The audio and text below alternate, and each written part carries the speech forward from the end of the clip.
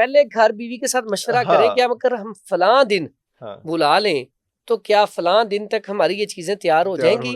ہمارے دور میں کیا مشورے کی اہمیت ختم ہو گئی. بچے تیار ہو کے پارک کی طرف یا کسی جگہ جانے لگے ہوتے ہیں, ہم پہنچ جاتے ہیں جی ہم آپ کی طرف آئیں. فرمایا گیا ہے کہ اگر آپ کسی گھر جاتے ہیں تو آنکھیں بند رکھیں اور جب باہر نکلتے ہیں تو زبان بند رکھیں. ہائے ہائے ہائے. کھانا بنانے کے ساتھ ساتھ یقین کریں اکثر عورتوں کو فیور ہوتا ہے. وہ سب کچھ چھوڑا ہے بچوں کی اور آپ کی تربیت کے لیے, آپ کی نشو و نما کے لیے, تو ان کو زیادہ رسپیکٹ دیجیے. ہاؤس وائف کہہ کے ان کا جو ہے گریڈ چھوٹا کر رہے ہیں. جب آپ گفٹ دیتی ہیں نا وہ جتنا مرضی سستا ہو وہ اس میں دیکھا جاتا ہے آپ کا اخلاص کیا ہے.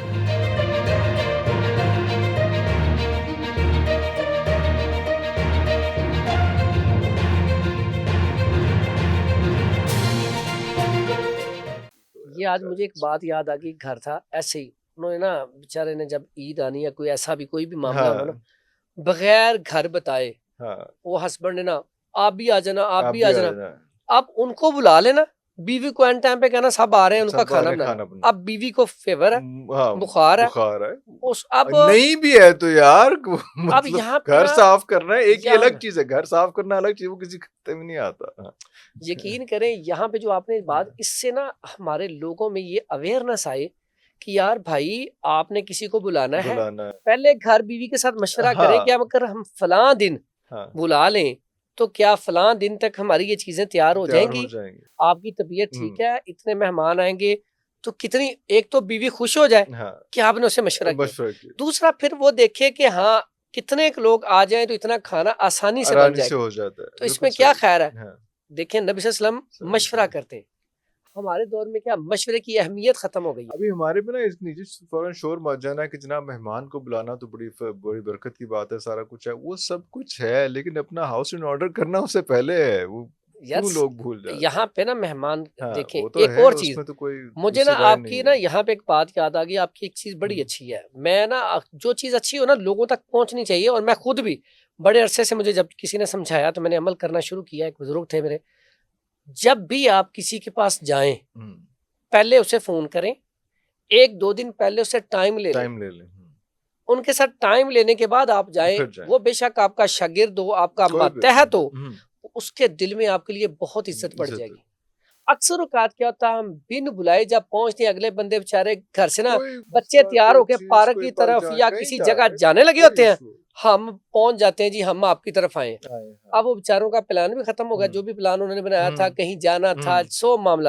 اس سے گھروں میں لڑائیاں پیدا ہوتی, اس سے ایک دوسرے کے اندر محبت میں کمی آتی ہے. تو ان چیزوں کا بھی خیال کیا جائے. آپ عید پہ بلائیں, سب کو بلائیں, لیکن پہلے اپنے گھر میں مشورہ کریں.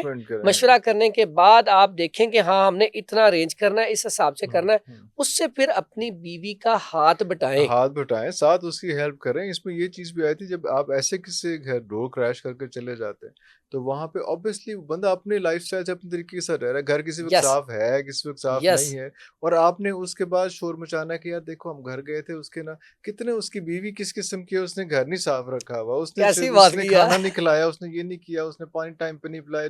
وہ پتہ نہیں کس سچویشن میں وہ لوگ وہاں پہ بیٹھے ہوئے. ایک ٹائم تھا شاید جب یہ جوائنٹ فیملی ہوتی تھی, چل جاتا سارا کچھ. اب یہ چیز مشکل ہوگی, اس کی احتیاط کرنی چاہیے. اور خاص طور پہ جس طرح سے فرمایا گیا ہے کہ اگر آپ کسی گھر جاتے ہیں تو آنکھیں بند رکھیں, اور جب باہر نکلتے ہیں تو زبان بند رکھیں. ہائے ہائے ہائے, یہ دو لفظ میں نا, یہ دو لفظ کے اوپر انسان دھیان دے دے نا, کتنی جگہ کتنی برائیوں سے کتنے معاملات سے بچے. اور یہاں پہ جو ہمارے پیارے نبی حضرت محمد صلی اللہ علیہ وآلہ وسلم کا طریقہ دیکھیں, ایک گھر والا ہسبینڈ کے لیے کیا ہے. اگر آپ اپنے گھر میں جاتے ہیں پہلے نوک کریں, اپنے گھر کے لیے سلام لیں.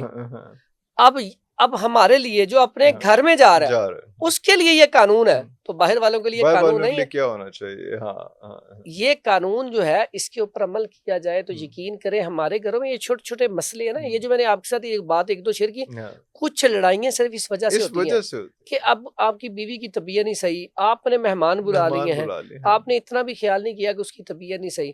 تو یہاں پہ نا یقین کریں جتنا ہماری عورتیں, بیٹیاں, بہنیں, مائیں, بیویاں کام کرتی ہیں, ان کو اتنا اپریشیٹ نہیں کیا جاتا اور انہیں صرف ایک تھپکی چاہیے ہوتی ہے. آپ اتنا کہتے ہیں نا اور ان کی آپ تعریف کرنا شروع کر دیں, صرف اتنا کھانا بنا, کمال کھانا بنا. اب دیکھیں یہاں پہ پیارے نبی صلی اللہ علیہ وسلم جو کھانا پسند نہ آتا, کوئی مسئلہ مسائل ہوتا, پیارے نبی کبھی بھی یہ نہیں کہتے کہ یہ کھانا غلط ہے, خاموشی اختیار کرے, جتنا کھانا ہوتا کھاتے یا اسے نہیں کھاتے.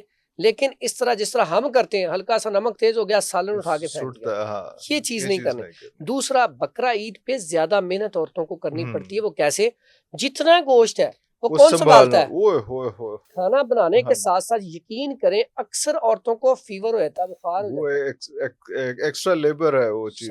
ایک ہی دن میں گوشت بنا کے آپ نے تقسیم کرنا ہے, اسے سیو کر کے رکھنا ہے, اور گھر کا سسٹم ویسے ہی چلتے رہنا ہے, بلکہ زیادہ چلنا ہے اس میں, کیونکہ کسی نے آ بھی جانا ہے. جو آیا ہوا ہے, جو کسائی ہے, انہوں بھی روٹی کھوانی ہے, ٹائم تے کھوانی ہے, سارا کچھ ہونا ہے, چاہ بھی ہونے مانگ لیں 3 بجے بکرے ٹائم تے, وہ بھی ساتھ کرنا ہے. اب یہاں پہ اگر دیکھا جائے, آپ نے بڑی زبردست بات کی کہ گھر کے کام تو وہی چلنے ہیں, وہ چلنے ہیں, بلکہ زیادہ ہو جانے ہیں, یہ ایکسٹرا برڈن ہے.